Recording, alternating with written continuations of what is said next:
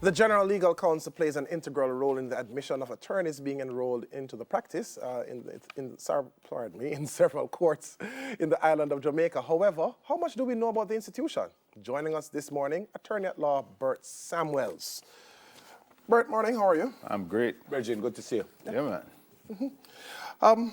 Now, the General Legal Counsel, I don't know a lot about it, neither does Nevs, and I'm guessing probably some of our viewers. Just share with us a bit about the General Legal Counsel's purpose. Well, some call it crudely the watchdog of the institution of being a lawyer. They supervise, there is a disciplinary committee that acts like a court. 3 members, if you do something wrong, you sit, you swear on the Bible, you testify, the witnesses come against you, you have an attorney, they have an attorney. It's really a court hearing. It's a disciplinary body of 3 attorneys, of your colleagues. Your colleagues are trying you for alleged misconduct. So they're functioning essentially as judges then? Yeah, virtually as judges, because their decision is appealed to the Court of Appeal. So for all intents and purposes, the General Legal Counsel, 3 members are judges. The lawyers go on trial, tried by other lawyers. Yeah. If I'm an attorney and I do something wrong, Yes. how does what I did get to the council? Good question. So it gets there in 2 ways. Your client, primarily, will be the one that reports you. But secondly, the chairman of the General Legal Counsel may hear that you were convicted down in Westmoreland for dishonesty, and he brings the complaint against you. Wow. I think, and I'm not certain, that the reason we're talking about this now, because there's a story that came out just a couple of days ago about someone who had to resign from the Turks and Caicos Islands because she was found guilty of something in Jamaica. Yes. Can you talk about that at all? Yeah, well, the trial is over. It has been put off for sentencing. It's a court. And what really happened, it was the allegations are that briefly she was in a trial, she used a document which she said was an original document. It turned out that it was not the original document and that it was signed after the original. She couldn't find a document and created another document. That's the allegation. And that wasn't a fraud case, right? Yeah, it was a fraud case. And then she committed fraud. Well, I don't want to say too much about that fraud because, sentencing by a court of law or by the legal counsel? The 3 attorneys who heard the matter and tried her are going to impose a sentence sometime next month. It's a court. But can she go to jail for it? Or? No, good thing. So there are tiers of punishment. Do you want me to tell them? Please. The worst of which is you're disbarred. You're thrown out of the profession. So you can't be a lawyer anymore. Again, out. Right. And there's no coming back from that? Well, you can reapply. Yeah. But that antecedent is going to be a strong thing against you. And secondly, you can be suspended from the practice for 1 year, 2 years, 5 years, and that has happened. And thirdly, you may be asked to pay the costs of the client who brought you there. Or you may be asked to go on a refresher course. So you messed up a client's case in the area of conveyancing, and therefore you are asked to do 12 courses in conveyancing. Okay. So you get up to bar, or you can be reprimanded. Yeah. Mr. Samuels, how do you feel about the fact that you were brought before the council? I am a lawyer like yourself, and it's me, I judge you. Well, there are people who have a fundamental issue with that because your peers are trying you, and they may have grudges against you. There are people who feel that we should be tried by outsiders, not insiders. In fact, the public may have a good reason to say, oh, them friend are try them, so them friend go ease them up. So there's some uneasiness about whether the GLC, the General Legal Counsel, should be staffed by attorneys, or maybe it should be retired judges. There's some toss-up about that. But shouldn't it be objective? I mean, even if you had a grudge decades ago, years ago, are you not supposed to be objective, those judges on that panel? Well, like any other court, if you go to court and there's a judge who was your neighbor and you had a problem with him and you had a dispute, you can rightly say, I do not want you, judge, to try my case. And that would be a very good ground for the judge to withdraw from the case and recuse himself.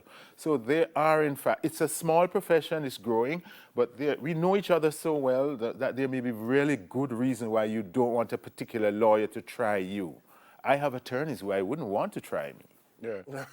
No, on the matter of attorneys, in terms of your representation as being brought before the JLC, Yes.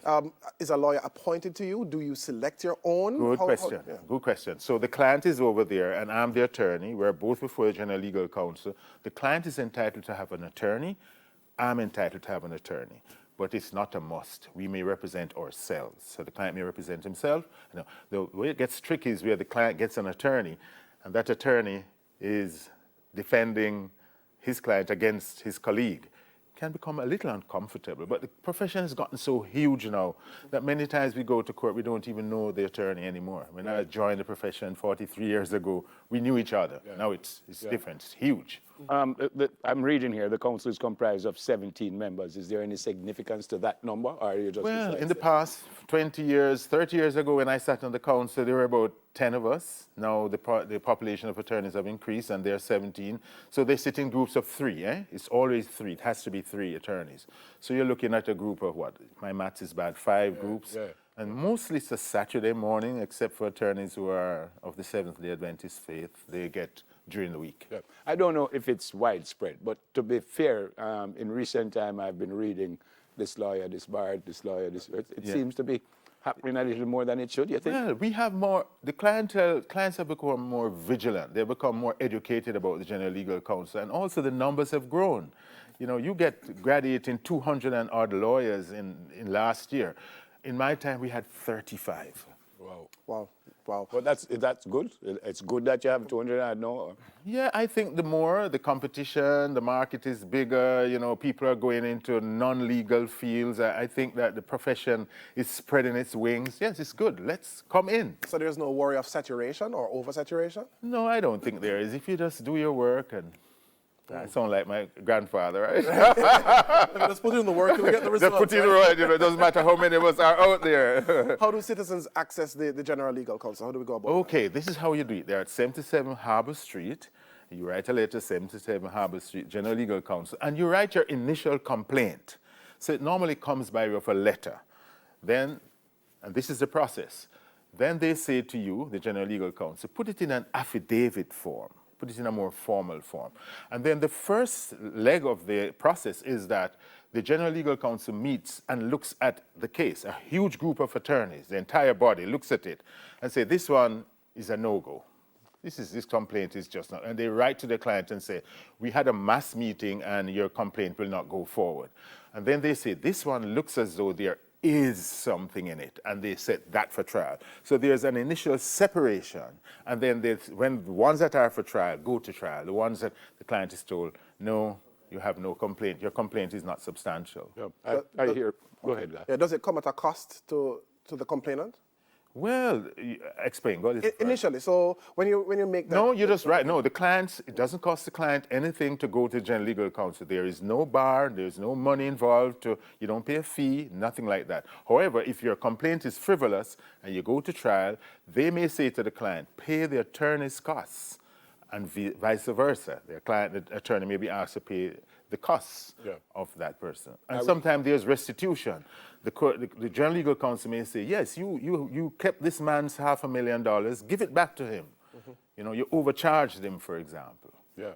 If for whatever reason I have a reason to take you to the legal counsel and I lose the case, yes, what can you do to me? Can you? Well, the General Legal Counsel itself may say that you need to pay Mr. Samuel's costs because your complaint is so frivolous. Okay.